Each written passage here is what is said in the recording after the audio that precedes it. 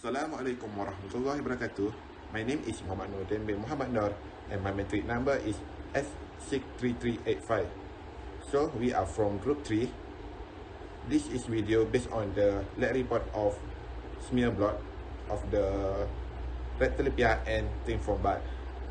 So the table of content is video about the introduction, objective, research hypothesis, result and discussion.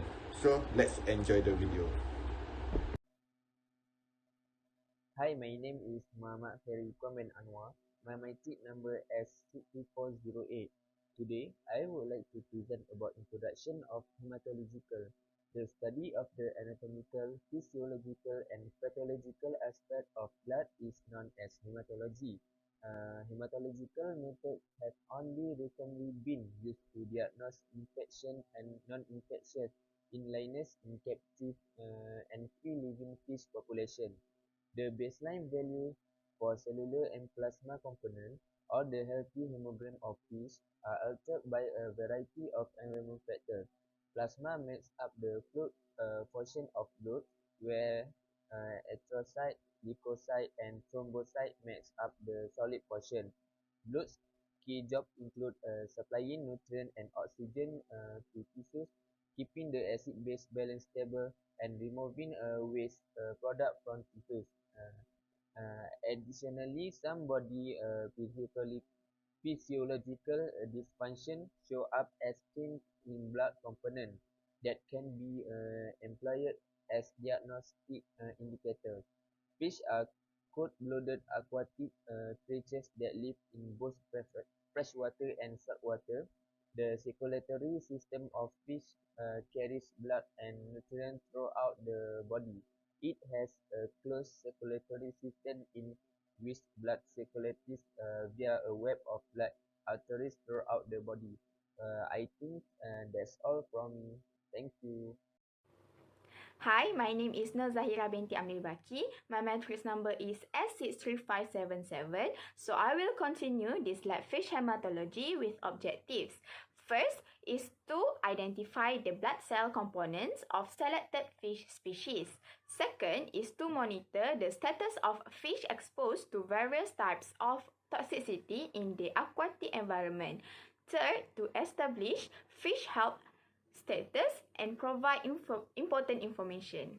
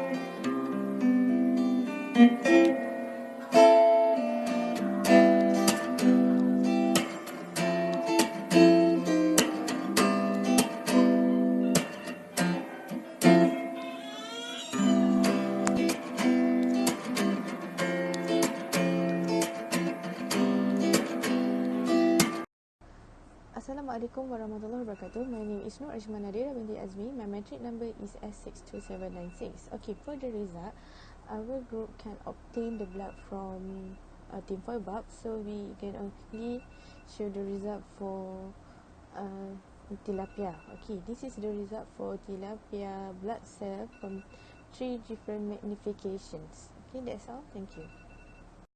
Hi, I'm Ros Amalia binti Ruzadi, S63187. Now I'm going to present about comparison between these two species. From the result, we can see the comparison red blood cell between these two species of tilapia and tinfoil bulb is same. Type of red blood cell of these two species is erythrocytes. The shape of RBC is normal and mature erythrocytes. The dark spot shade at the middle of erythrocyte is we call as nucleus. Nucleus cells have organelle in their cytoplasma. From ResearchGate, erythrocytes of fish have similar appearance and ultrastructure to those of other non-mammalian vertebrates.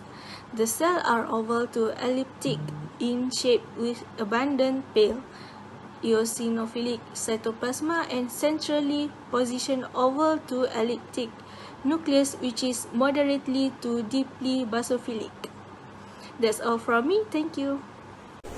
Hi and Assalamualaikum. My name is Sharifah Nubatisha binti Syed Azmuddin, metric number S63160. So today I'm going to share about the function of blood cell component. There are 4 components in blood cell, which are plasma, red blood cell, white blood cell, and platelet. The plasma is about 90% water, with the remaining 10% made up of iron, protein, nutrient, waste, and dissolved gases. The iron, proteins, and other molecules found in the plasma are important for maintaining blood pH and osmotic balance, with albumin, which is the main protein in human plasma, playing a particularly important role. There are form elements suspended in the plasma, which are erythrocytes, leukocytes, and the thrombocytes. Erythrocytes, or red blood cells, are the most numerous of the form elements. In the lungs, red blood cells take up oxygen, and as they circulate through the rest of the body, they release the oxygen to the surrounding tissues. Hemoglobin is an important protein in the red blood cells that carries oxygen from the lung to all parts of our body. Red blood cells also play an important role in transport of carbon dioxide, which is a waste product from the tissue back to the lung. Some of the carbon dioxide binds directly to hemoglobin, and red blood cells also carry an enzyme that converts carbon dioxide into bicarbonate. The bicarbonate dissolves in plasma and is transported to the lungs, where it is converted back into carbon dioxide and released. Leukocytes, or white blood cells, are generally larger than erythrocytes, but they are fewer in number.